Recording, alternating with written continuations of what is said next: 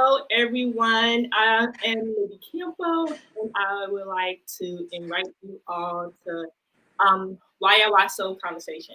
Welcome, welcome, welcome, welcome. I'm excited to introduce our guest this Friday. It's the amazing Kandace Stewart. Um, Hello. Kandace is a Memphian. She is a business executive professional.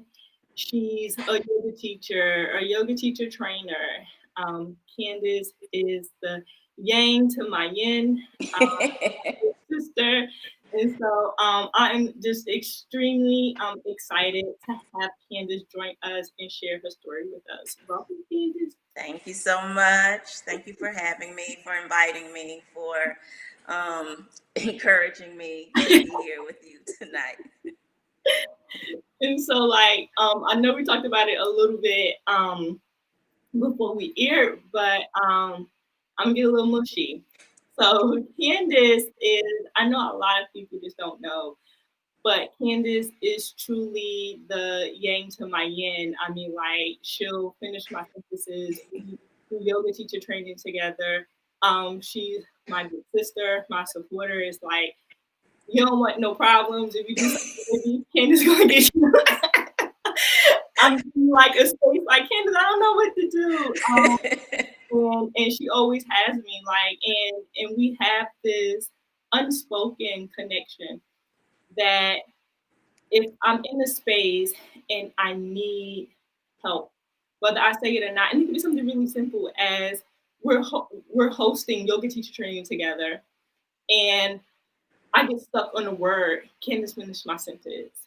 I mean, like it's our bond is so natural and genuine that it's truly hard to come by. So I know like we're both just lucky to have each other in each other's lives. But Candace has been an extremely um, huge part of your inner yogi success as well. I mean, like your inner yogi wouldn't be what it is without Candace's support as well. So like this is like an eternal bow and respect and gratitude. I love you.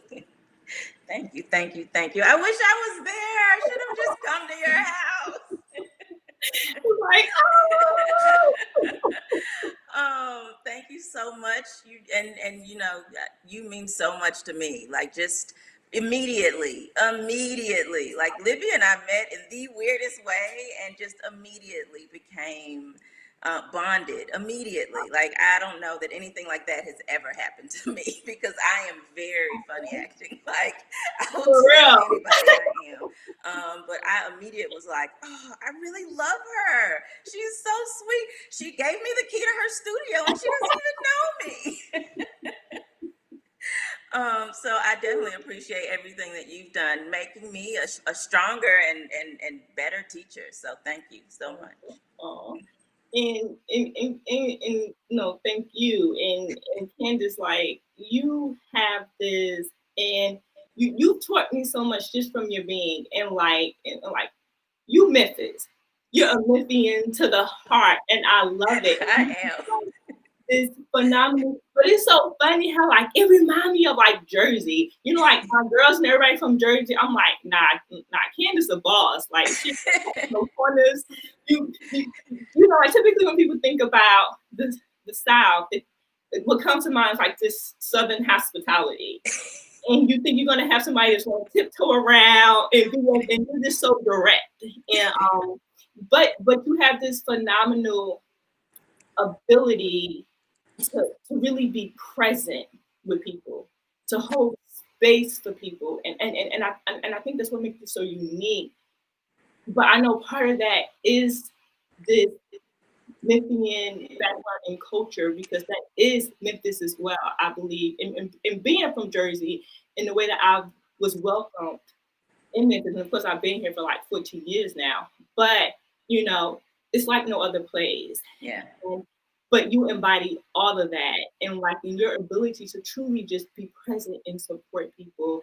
I mean, like the local businesses, I mean, like, and you choose by it. You know what I mean? Like, this is your city and you rep it. Yeah, it 100%. is.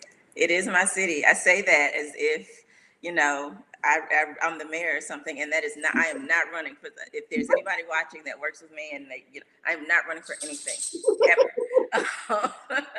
But I feel that all the time. You know, I think if if if you've talked to me for a period of time, you've heard me say the words, well, you know, I'm from Memphis, because I need to make sure that you understand before we get to the rest of the point. You need to understand my perspective. I'm from Memphis. I'm from here. And so, you know, this place is so, it is direct. So it can be whatever you make it. And so, you know, for me, excuse me, for me, it makes me proud. It makes me strong. It makes me happy. It makes me the person that I am. So I work hard to make sure that other people see that. And you know, to your point with the small businesses and things, like I want to see other people succeed. It's not necessarily about getting any credit for, you know, introducing people or saying, hey, I think you guys should meet, or, you know, I think that you should work together, or, you know, whatever it is. It's not so you can come back and pat me on the back and say, it's because that's just going to make the city stronger. That's just going to make these small businesses more connected and engaged. And that's just going to bring more support and more information to people. So that's just kind of how as I started to have the ability and the access to be able to do things like that, it just became just so important for me. And day in and day out, I'm constantly, somebody will text me something like, hold on, let me find them. And then it becomes my personal mission. Like it happened today. Like somebody asked me if I knew somebody that did a certain service. And I was like, give me a second. And it's just like, okay, here you go. And it's not hard to do. And it's supporting people that, especially right now, you know, everybody needs a little something extra. And you don't know whether, you know, that one order or whatever that you do can be the order that keeps somebody from missing payroll for that month or whatever. Like, and those things are huge for businesses right now. So define Memphis for us. How do you define? So Memphis for me, so when when I saw that, I was like, oh no. So Memphis for me is home. And when I think of home, I don't think of a specific place. I think of a feeling, and that feeling is comfort and respect and love and care. And so, you know, to my earlier point, you can get all of those things here. Now, yes, you can always get the opposite, but it's what you put into it. Yeah. So, you know, when I say I love my city, it's because I have tried my best to put in the work to to make it a better place. And so I feel comfortable here. I'm able to go wherever. And you know, to your point, I feel comfortable in Whitehaven, where I grew up. I feel comfortable in South Memphis, where I was born. I feel comfortable, you know, in Cordova and Collierville. I feel Memphis, downtown, midtown. It's where I stay the most because I don't like to drive. But which is the only reason that I'm not there is because the drive. But it's home for me. And so, and I want other people who move here, people who grew up here and maybe didn't get to see the entire city. I want other people to get that feeling of home, of no matter where I go. I love to travel. I love to go. No matter where I go though, I always want to be in Memphis. I always want to end up back in Memphis. Yeah. Memphis is special. Memphis, you know, when people ask, or, you know, like, how do you like me? I'm like, I love Memphis. And I spent, you know, most of my adult life, like I grew here in Memphis. And, you know, I went to the U of M, but just that culture, like you said, like I've traveled all over, you know, like, of course I love where I'm from, but there's nothing like Memphis. There's something that's so unique about Memphis. And like you said, you get what you put out to, you know, like you hear people say, well, it's nothing to do. I'm like, have you been on Choose 901? Right. Yeah. This. And Like, it's weird because, you know, I don't go out and do a lot normally anyway, but people would always ask me, hey, what's going on? What's there? And okay, I can show you. I can tell you. There's opportunities. There's things, and you know, I'm forwarding emails to folks like, I think you should check this out, and or there's organizations to join to give you that information. You just have to know you have to know where to look for it, and you have to want to go. You have to get up and go. So Yeah. that's one of the things. Like, I know myself. I grew up here and I went out. I did the thing, right? Like, I enjoyed the parties and the clubs. I was there. Okay. Mm-hmm. If it was happening, I was there. And so now it's just kind of like, I know those people, I've been to those places. I don't have to do it anymore, but I can tell you where to go. I Yeah. can always, and I can probably, reach out and help set something up if you want to, make it special, Yeah. that kind of thing. But it definitely is, you have to put the work in. Yeah. But it's truly something from everyone. Like you said, whether you want to go for a hike, you want to go to the club, you just want to chill, you want to have like whatever it is. Oh, eating. Oh, please. Yeah. Restaurants. Come on, let's please call me and ask me about local restaurants. Okay. So in another life with a different personality, especially as an adult, I would be some sort of blogger. I just I just can't put myself out there like this, and like this is a lot. So I just can't put We just myself out planting there. that seed. We're planting the seed. We're planting the seed tonight. Oh, oh no, wait. And Tonight. see, Caroline's going to be emailing me in a minute. Oh, do you have a submission for the blog? I didn't say that. For real. like But I did. I was going to start a blog. I wrote a couple of posts and it was great. I enjoyed it. I enjoyed writing. I love to write. Like, that's how I ended up going to law school, because I like to write. It feels good. And so, and then I'd go somewhere though, and I'd have shared it. I wanted people to look at the blog. I'd have shared it, and then somebody would say something, and it would be kind of like, "Oh yeah," and blah blah blah. I'm like, "How do you know that about me? What are you?" It's Kandace. You said it in the blog post. Like, stop being a psycho. Do what? I said, and it sticks with people. Yeah, and it wasn't. Like you have an amazing way of connecting with people. Thank you. Yeah. It's something that I've had to work on, because well, a lot of it is that I only involve myself in things that I care about. Mm-hmm. And I make that a conscious effort. If I'm not going to be present and engaged, I'm going to have to say no. Or if it's something that I can't, it's not just that, but if it's something that where I can't spend the time, but specifically, for sure, if I know that's not my thing, I'm not going to give you 100%. And I never want to get involved in something and not give it 100%. So if I've agreed to do something, if I've offered to do something, it's because I want to, and I will be present and engaged. Otherwise, so that's why if you've ever tried to push me, like, I'm saying no, because you're not going to get what you want, because you're not going to get 100%, because I'm not interested in doing that particular thing. I can help you find someone.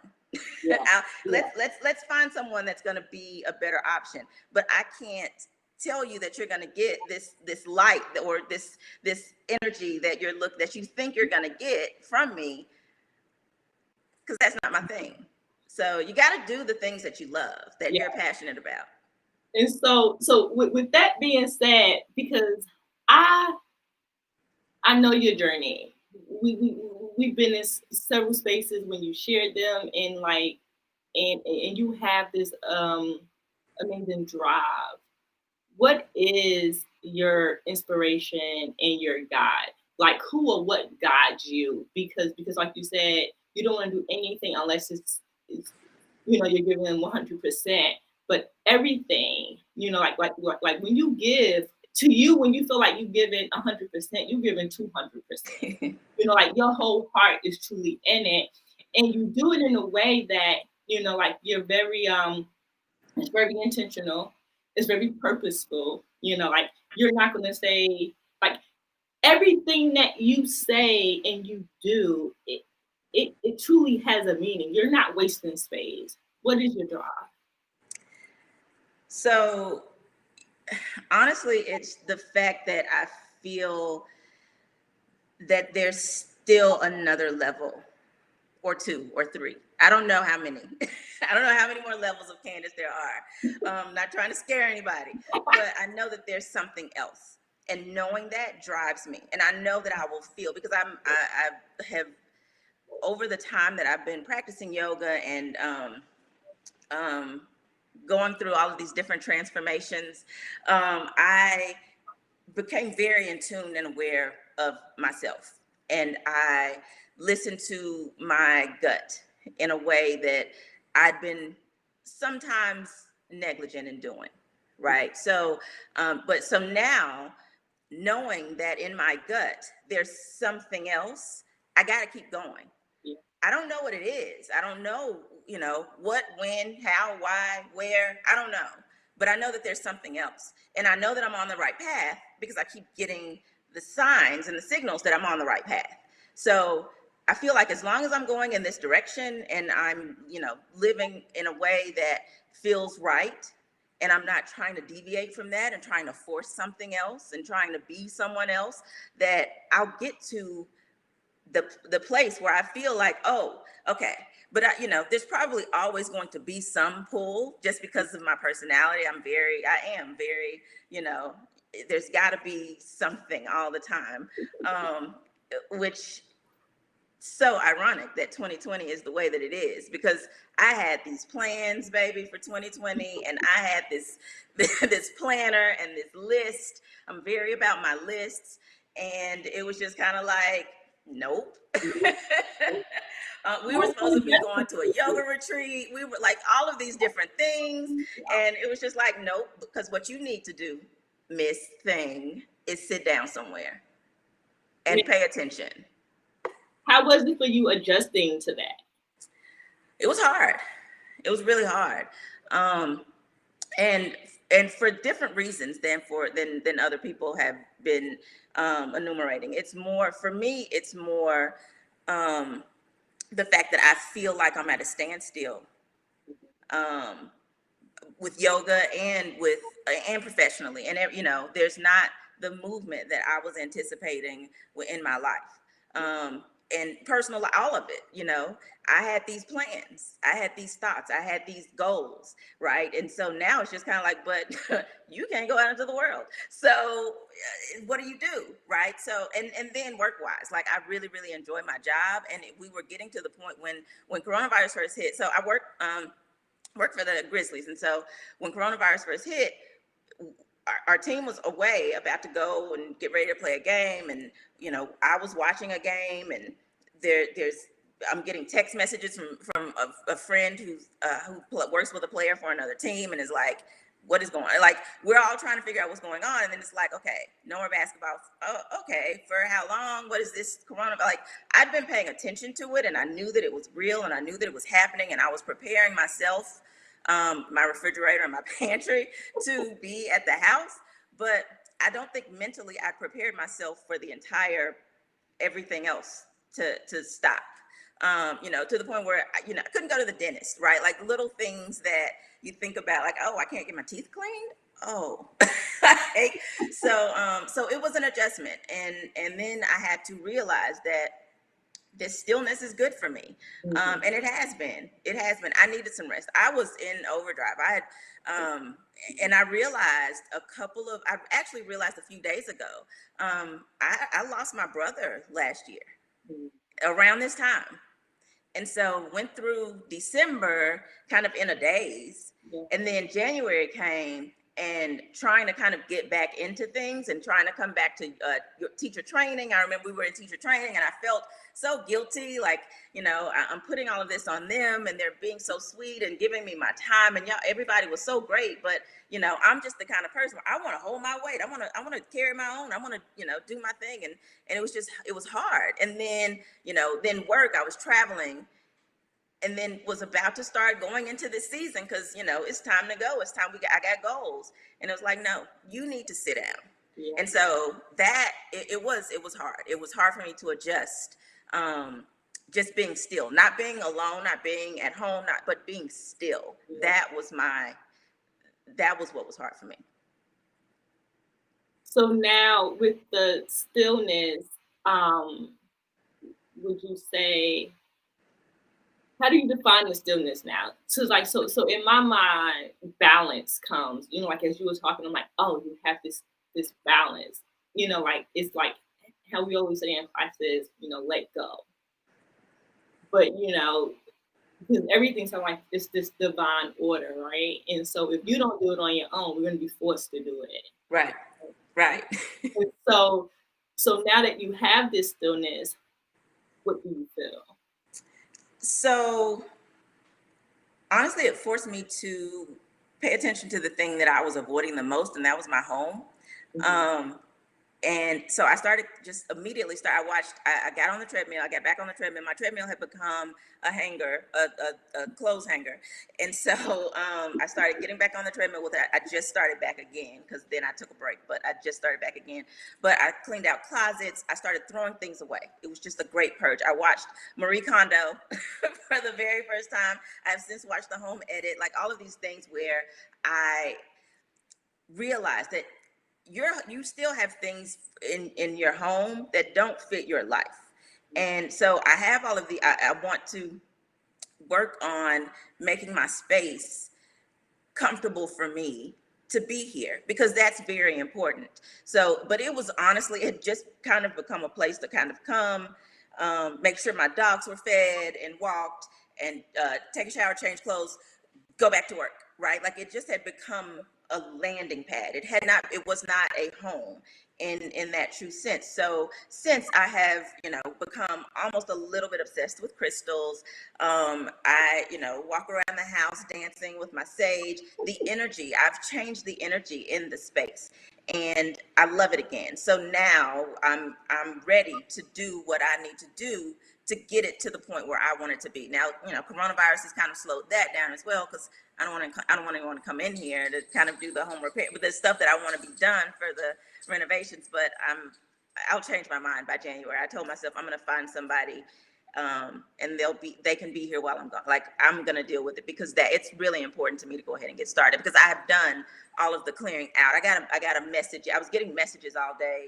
all weekend about clarity, like all of these things that you were working on and you were put at a standstill. They're happening for you. It's gonna happen, but what are you gonna do? How are you gonna be ready for it? Do you have space? And so I immediately was like, you know what, let me start back cleaning out this house because I need the space for all of these blessings that are coming. And so like as I was getting those messages all weekend, just randomly from people don't even realize sometimes that I hear what they say and I'm like, that was a message to me and you didn't even know it. But I'm getting all of these messages and I'm understanding like I got to be ready for whatever it is that's coming. Again, I don't know, but just the way that my life works out, it's gonna make me happy and it's gonna be something to help me grow and be into my whatever my next step is. Yeah, that feels so yogic. What does yoga mean to you? So since I've been teaching and practicing, my answer is probably a little bit more generic than it would have been before. But for me, yoga means breath. And it's because I know that breath is life. And to have the ability to calm myself down, to um, give myself that rest, that relaxation, whatever it is. I don't have to do a warrior. I don't have to do a salutation. I don't have to do anything. All I have to do is breathe, right? And that's yoga. And for me, that's what gives me that feeling when I'm, from the time that I started practicing even to now, that kept me going back from driving, rushing to a yoga studio, hoping that I had all of my right yoga clothes in my bag, making it in class just in the nick of time, stressing out about, is the grocery store still going to be open when I get home? And then leaving the class and not having a care in the world to preparing for a class now, even virtually, and knowing that I don't have to really stress out about it, even though I might screw something up but it's okay. Just breathe. And so that's what yoga means to me. It gives me the ability to remember that all I have to do is just take a breath. I don't have to.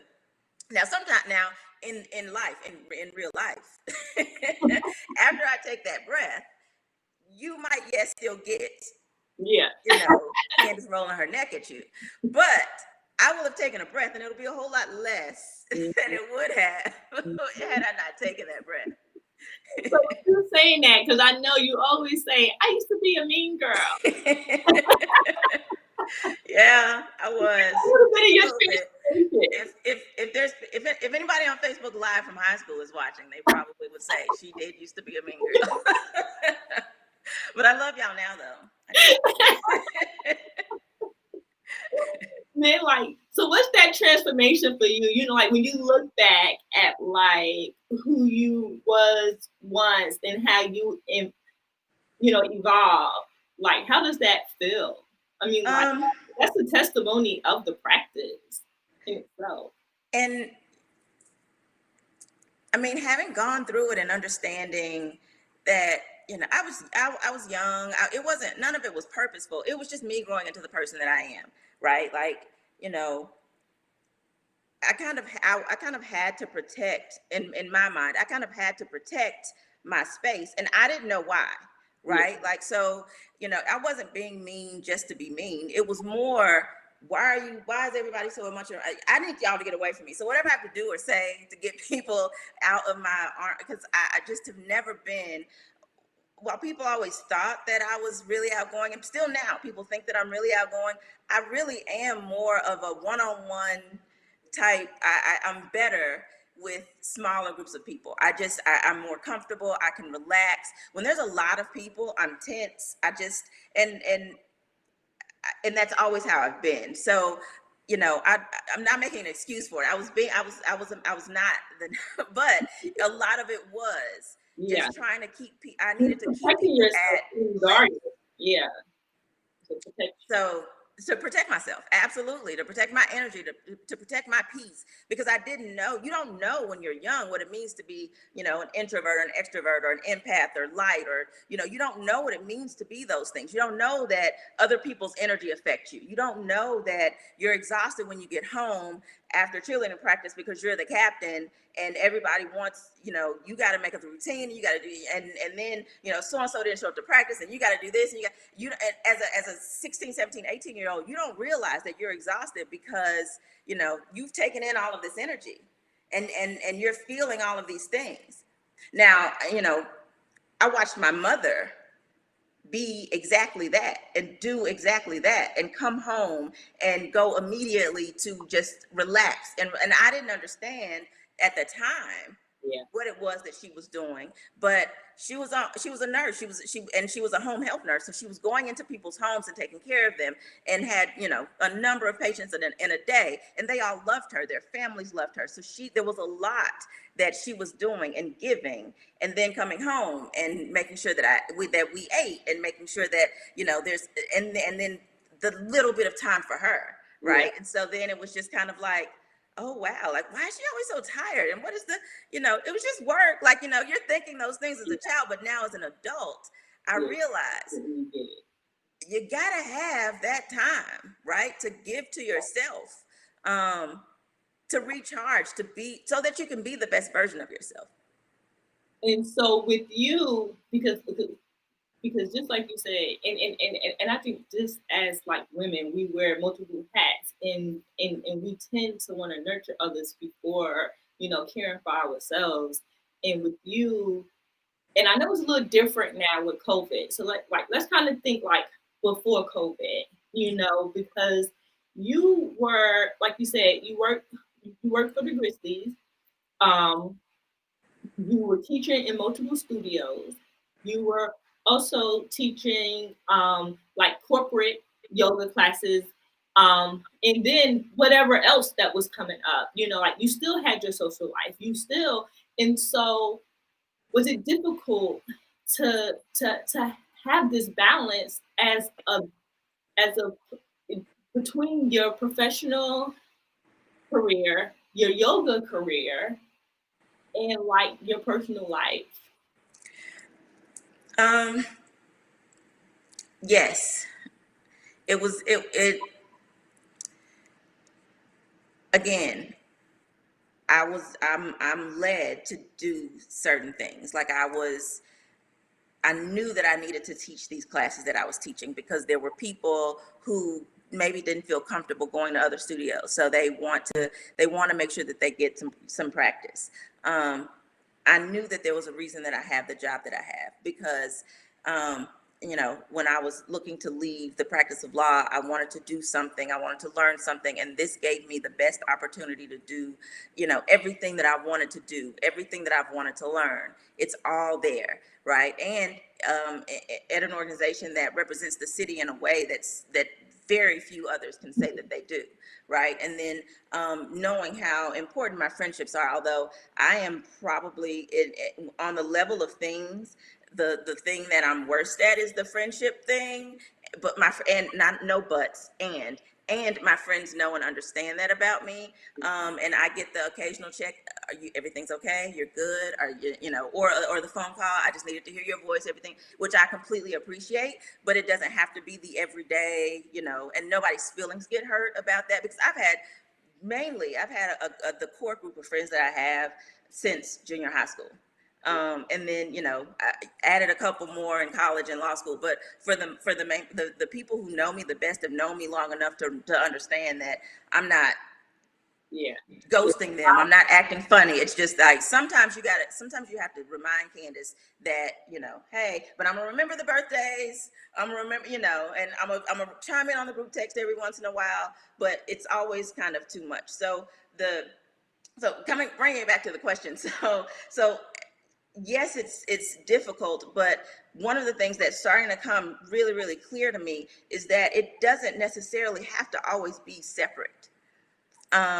My life, I lived it that way when I was an attorney, because I just felt it was unprofessional to be, practicing yoga on the internet or whatever it was at that time. When I first started practicing, I was still wanting to dance, and so it was kind of like, oh, here come the Grizzlies. And I was like, I can't try out for the dance team because Yeah. we got seats at the game. My firm has seats at the game. So at any given time, like the partners will be up there and they'll be like, oh, there's Kandace. And I'm like, twerk, twerk, twerk. So, it was one of those things where, but now I'm so much more comfortable in myself and what I'm doing, and the understanding of the why. And, even to the point where, I've taught classes for the city. I teach classes at schools. I've taught classes for not the team, although I've taught a player or two, but I've taught classes for the hustle. I've taught classes on the court. And it emerges naturally in a way that I don't feel, if Instagram would let me merge my two Instagram accounts, that duality would be over. If anybody knows how to do that, if it's possible and you know how to do it, let me know. Because I really just want to just merge them. And then my entire worlds would be one. That's it. I've learned that too. In the past, it seemed like it was so hard, and it was like, all right, it's these. There's Olivia, and then there's Libby, right? And as I got older and more comfortable with myself, it was like I'm just me. Yeah.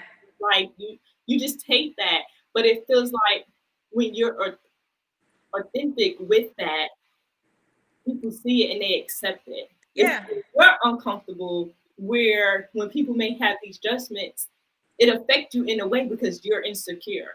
Or because and exactly because I grew up being, it was so mainstream.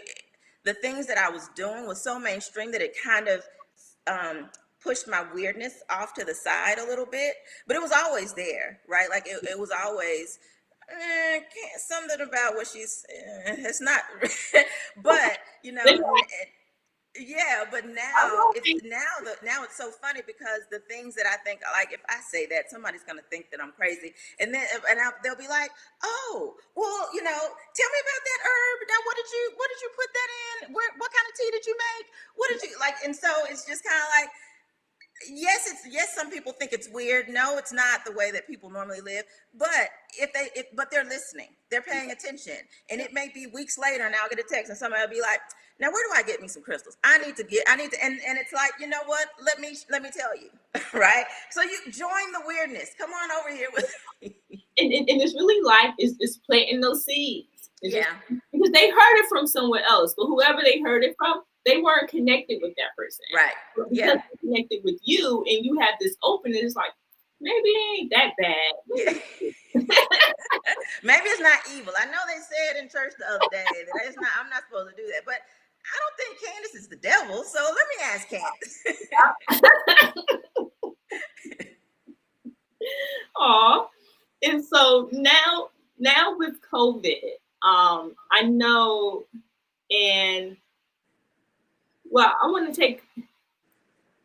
So I was going to ask, now with COVID, what classes are you teaching? But before that, I know already you already shared how you had to just embrace this space of stillness. But like, I know, because like even with me personally, I may say, well, I'm gonna go a week without this, or maybe 2 weeks. But when you took a break, and I was so happy for you, it inspired me. I mean, like you really took a true break. Like when the transition and everything started happening, and immediately, and I did feel a little pressure because it's like, well, it's not just Libby, it's your inner Yogi. I need to adapt to this. But like I was really inspired when we started transitioning and everybody was kind of in this still a sense of this rat race of trying to accommodate to figure out, like how are we going to adjust? How are we going to do this virtual thing? And they threw themselves into it. Even you're in the yogi, and we had to figure it out and work through the kinks of it. But you took this space and you really just chilled in it. Like, and I know it wasn't easy, like you said, because you were like on it. But how long was your break? So from COVID until when you started back teaching, when you started teaching virtually, because that's huge.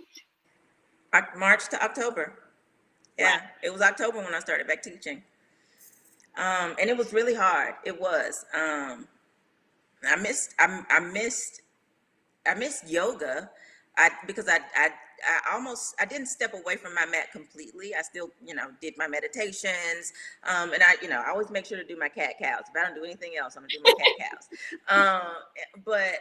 But it was more relaxed. Like everything was very, very, lie down, chill, legs up the wall. That's what you're doing. That's what you're doing. And it's because so I put so much pressure on myself, and it's the way that I'm wired. And I know that I'm doing it when I'm doing it, and I can stop myself when I know that I'm going too far. But I put a lot of pressure on myself, and so from the time that I started teaching, I really wanted to be present for my students. I really wanted to be available. I wanted to make sure that if I could teach, I was teaching, right? So when it got to the point, for example, at another studio that I was teaching at the time, where I was getting subs too much, I can't teach this class anymore because I don't want my students to start feeling. And I say my students, I was very selfish in that, because when they're in my class, especially when they're coming to my class, they're my students. Now they're everybody else's students too, but for that period of time, they're my students, and I feel responsible for them. And I've connected with them. So, as much as I hated to give up a class, I can't teach this class anymore because I've had to get subs for the last 2 months, 2 out of 4 times. And so it's just, or whatever, like I can't keep doing that to them and to the subs. Although, all of my subs were great. People were happy to teach the classes for me. But so the pressure that I put on myself was, to constantly be teaching. And so I was teaching from the time that I started teaching. From the time I graduated, we were able to teach a class. I wasn't immediately on the schedule when I started graduating, but we were able to teach a class, a graduate's class, if you would, that we could alternate. So it was once a week, every Sunday. And so there was somebody in charge of getting the volunteers and making sure that people knew when they were teaching the class and making sure the payroll was right and all of that stuff. So whenever it came time to volunteer to teach the class, I'll teach.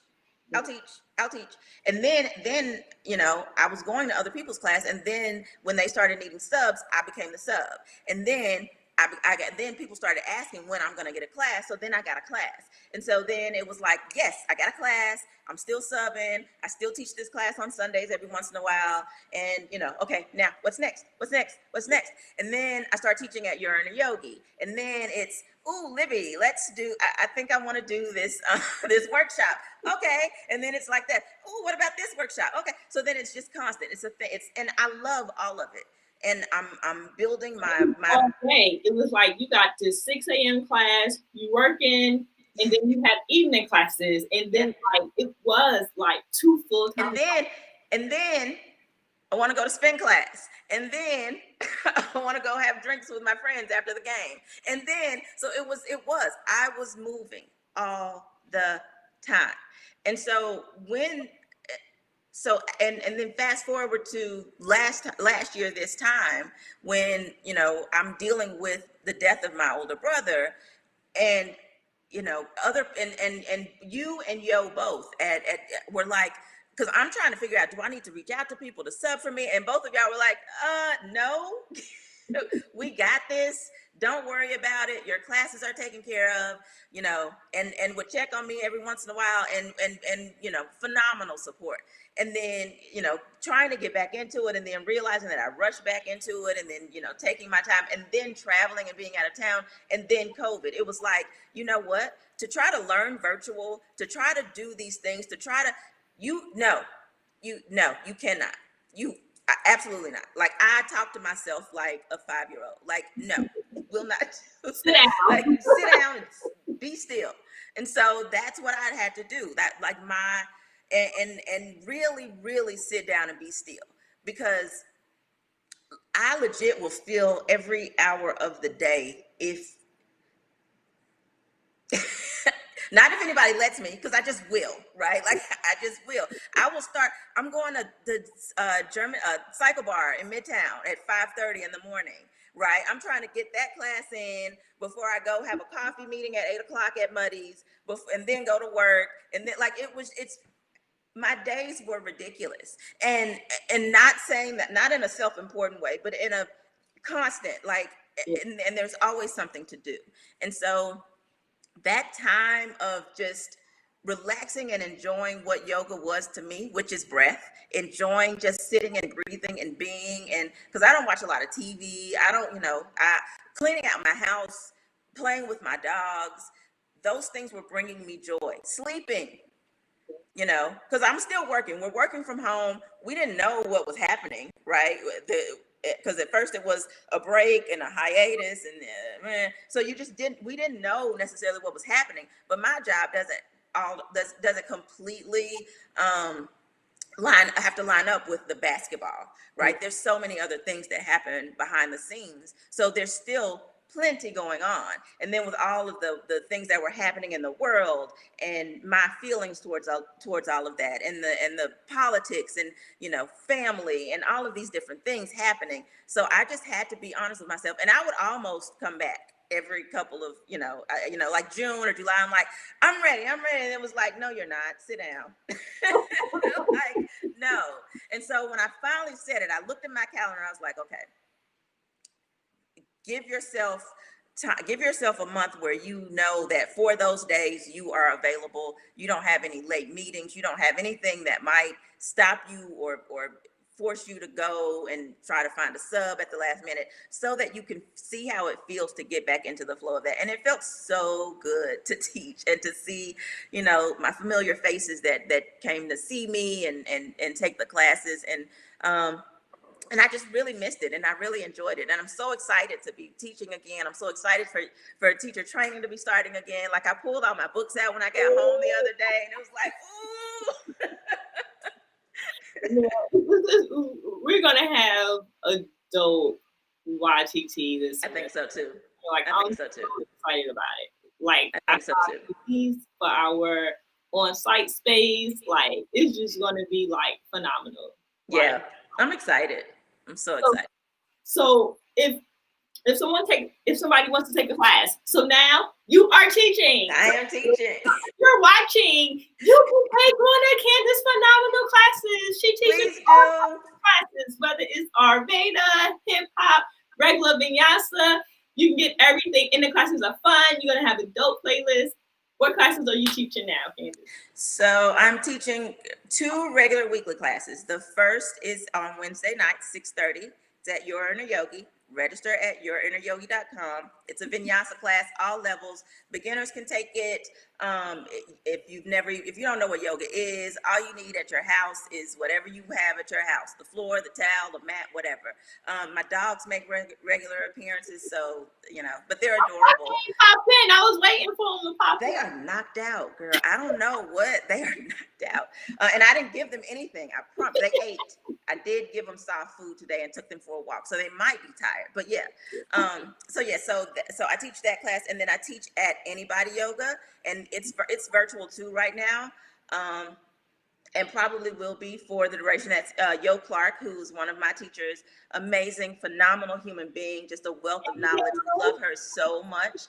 I teach at Anybody Yoga on Thursday nights at 7:15. It's a later evening class, and you roll right into the bed. It's fine.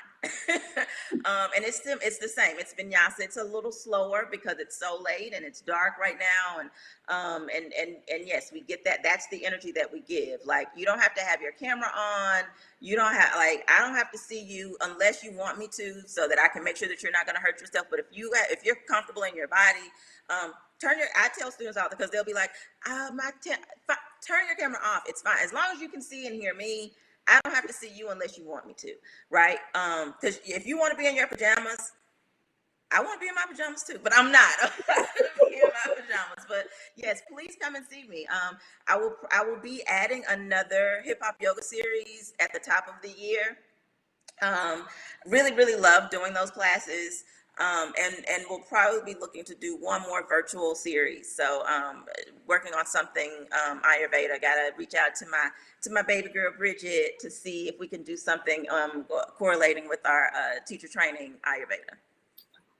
I didn't say it at the meeting the other day, but I know what she's gonna say. All right, Kandace. All right. What do you want? Come on, girl. What we gonna do, girl? Love my Bridget.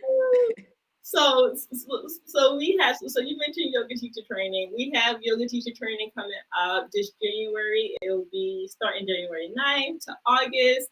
Oh, wait. Let's go back. I don't think you shared how they can register to your classes at Anybody. Oh, sorry about yes. AnybodyYogaMemphis.com. And it's on MindBody. You can also go to MindBody and put in Anybody Yoga Memphis.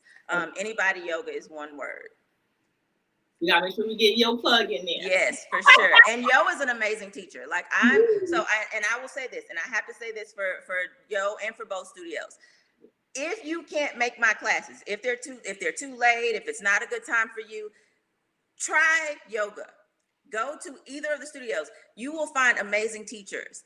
And I do have to say this. These are both Black-owned yoga studios. These are the 2 Black-owned yoga studios in the city of Memphis, right? The only 2 Black-owned yoga studios in the city of Memphis. Your Inner Yogi and Anybody Yoga. And so, the support is so important. I know Yo's running a sale right now. There's specials for to try classes at Anybody Yoga. So it's worth the investment. It's worth the investment of your funds for your time, for your mental health. Mental health is so important right now, and we're all looking for those tools to help us kind of get through. And you don't have to have any like pills. You don't have to have any magic wand. You have everything you need right here. It's here. And so you just need to figure out how to get to it. And yoga is going to be that thing to help you. And it's going to trigger so many other things, so many other interests.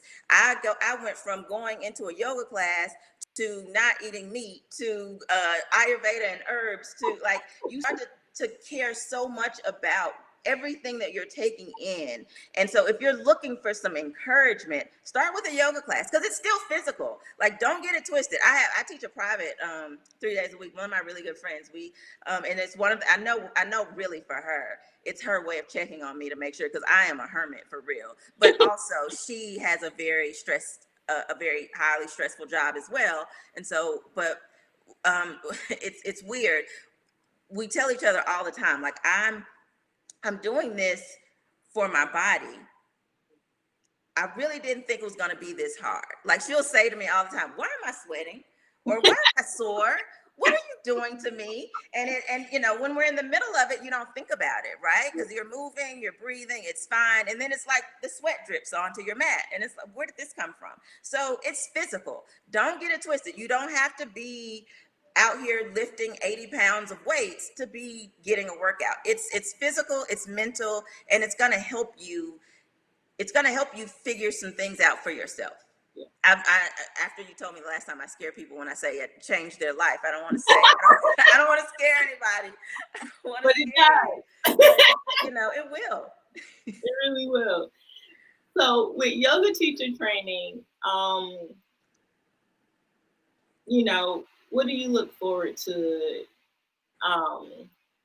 being a trainer this go around?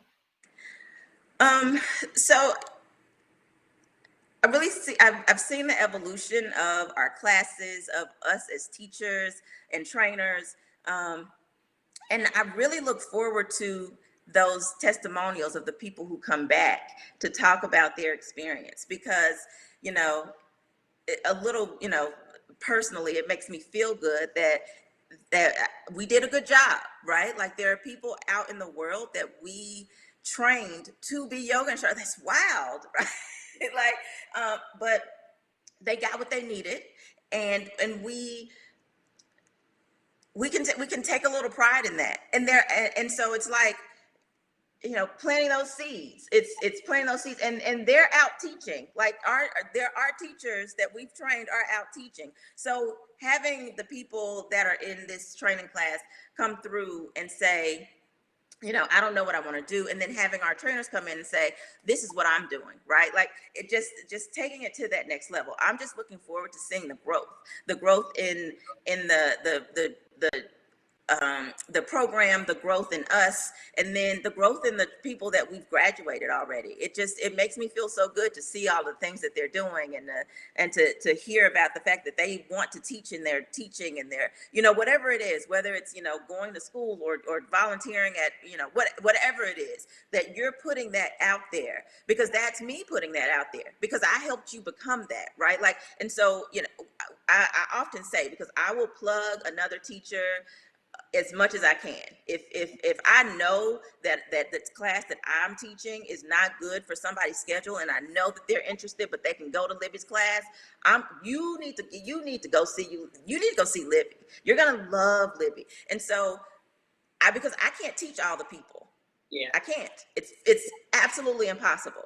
So and so I can't be the person that's always like, well, if you don't come to see me, then you don't, you know. And it bothers if people understood that it doesn't have to be competition, that what your blessings are going to come to you regardless of what someone else's blessing is. So it's not going to hurt me any if I'm able to send a couple of people to another teacher's class, even another studio. People come and ask me all the time, you know, hey, where can I find such and such? Well, we don't have that, but let me tell you where you can go, because I want you to do yoga. And if that's the yoga that you're looking for, it might not be what you need, but if that's the yoga that you're looking for, then I want you to find what you're looking for. And then if you don't like it, maybe you'll come back to me and say, I don't know if that was what I thought it was going to be. Let me tell you what I want, because I never want to just say, you know, you really need XYZ, because then you're not going to want anything, because you want what you want. I'm the same way. So you could tell me all day long, Kandace, you don't need to go to hot yoga today. Kandace, you don't need to go to hot yoga today. I want to go to hot yoga. I'm going to hot yoga. And then I go in there and I have a pitta fit, and I knew I wasn't supposed to go, but I wanted to go. Okay, find me a restorative class. Yeah. And I think sometimes it's also like, as teachers, it's important for us to know that we're not everybody's teacher. Absolutely. And so like, I know, like sometimes I have this, you know, I have this really slow or like centering energy. Amazing. Yes. Like yes. else maybe looking for something else. And I'm like, you know what? I know, you know, you should go to Kandace hip hop yoga class. You're gonna have an amazing time. You're gonna have fun, but I know they're still going to get that centering space that they're running from. They still Right. get it in your class. So I'm Yeah, like, because people come to it thinking maybe it's going to be something different, and it's like it's still yoga. it's still It's yoga. still yoga. You may get a little, you know, down dog. You may twerk a little You bit, might, you know, do what you feel. but at the Listen to your body. you still going to get that centering. It's the same class. Yes. It's the same class. Yes. And so I think, you know, like it's exactly like you said. You know, it's like it's full circle, and we're all connected, and just Absolutely. Like growth is just like it's this interconnectedness.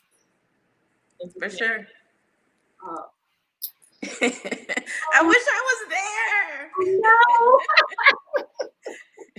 We're gonna do another one in another one. For sure.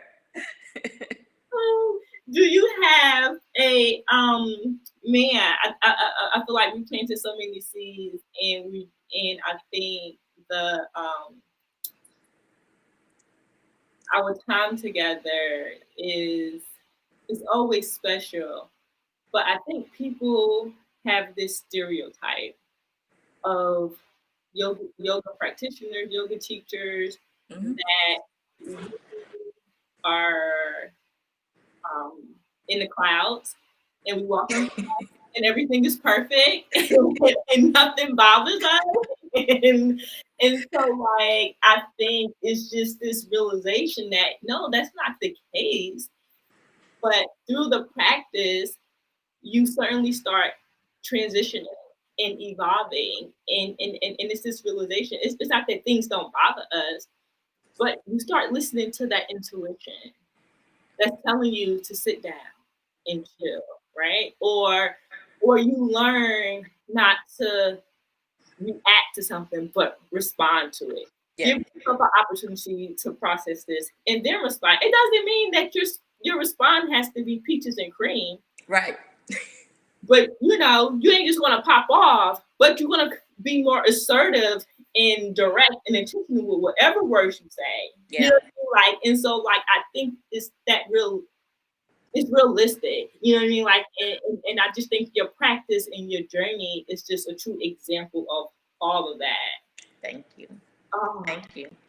Although I will say, I am a little bit in the clouds sometimes. You can catch me. I'm an air sign too. Like sometimes you do have to weigh me down, like Kandace. But you ain't 24 hours. No, oh God, no. I don't have the time. I don't have 24 hours to give it. But I will float off. I will. You gotta be like, Kandace, hey, back here, right here.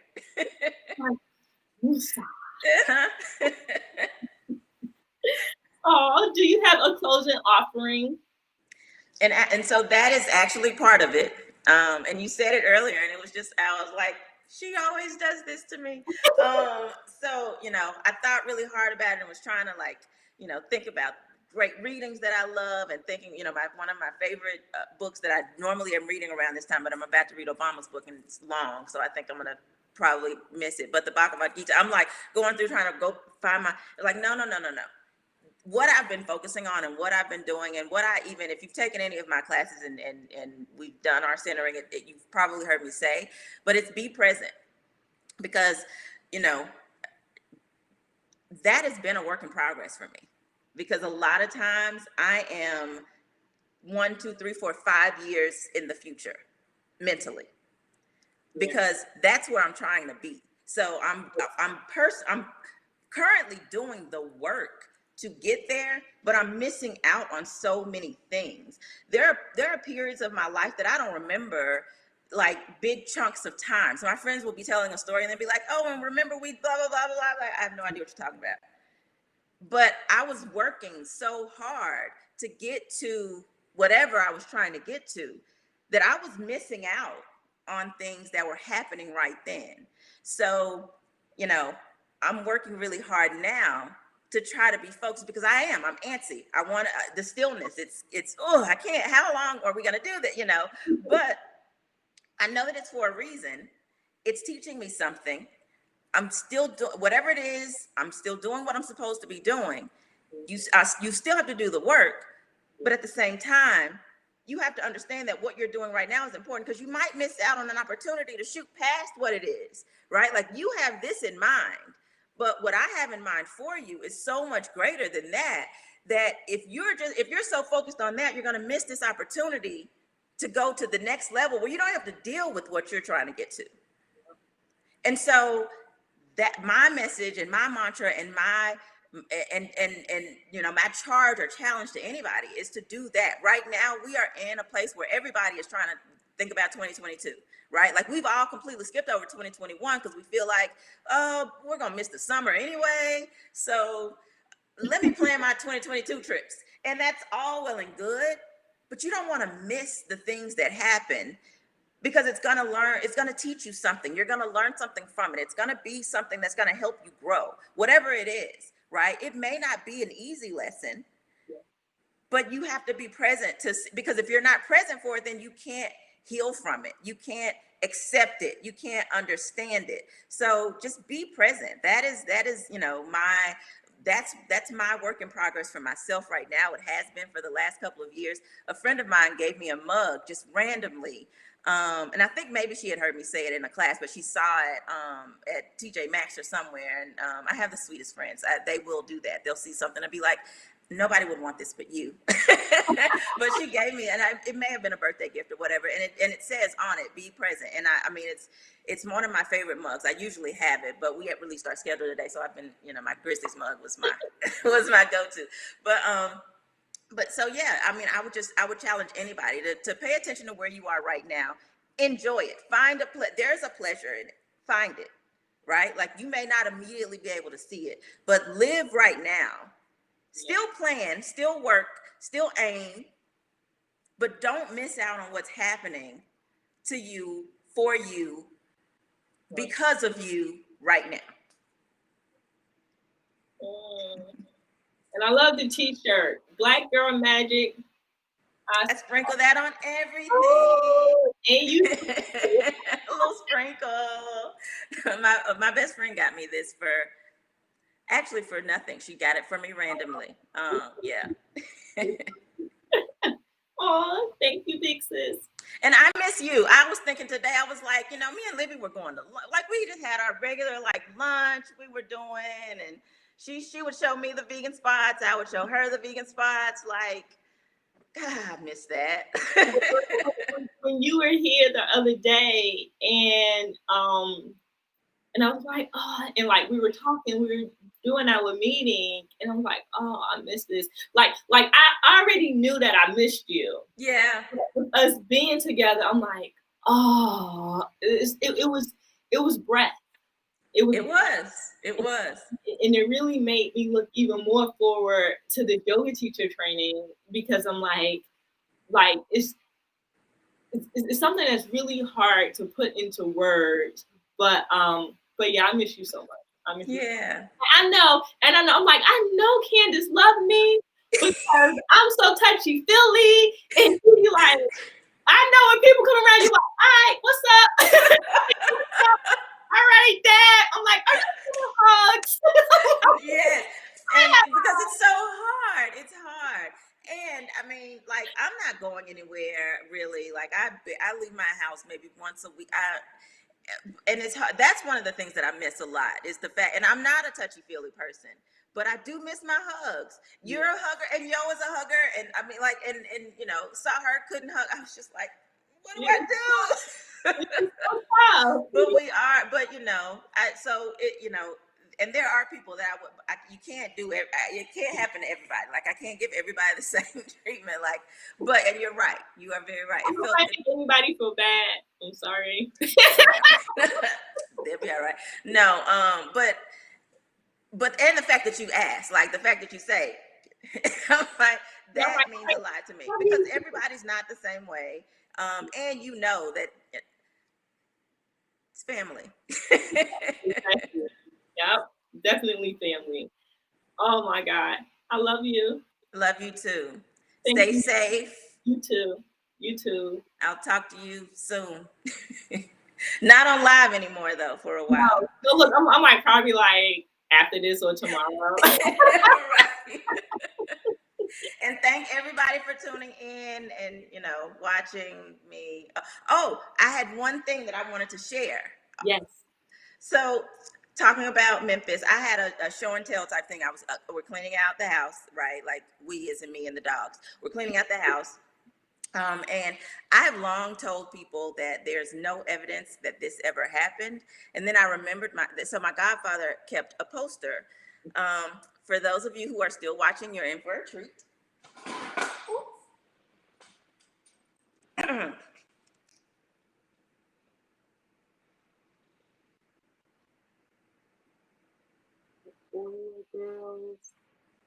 Can you see it? Where's that? So this was not, I was on the Tennessee Oilers.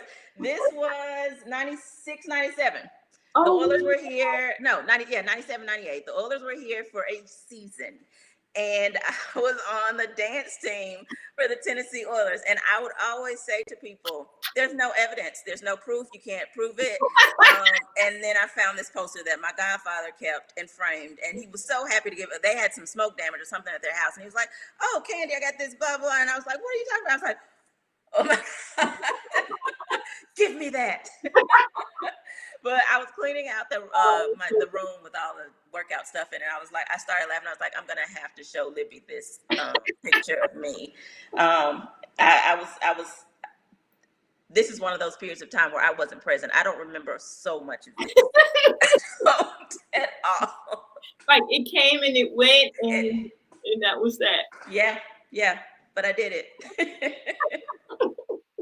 So yeah, I just wanted to share that with y'all. Thank you so much. So good to talk to you. Thanks everybody. Always. Thank you everyone for joining us, for sharing space, for allowing us to just be as we are and accepting us as so. We send tons of love and gratitude to you all. Bye.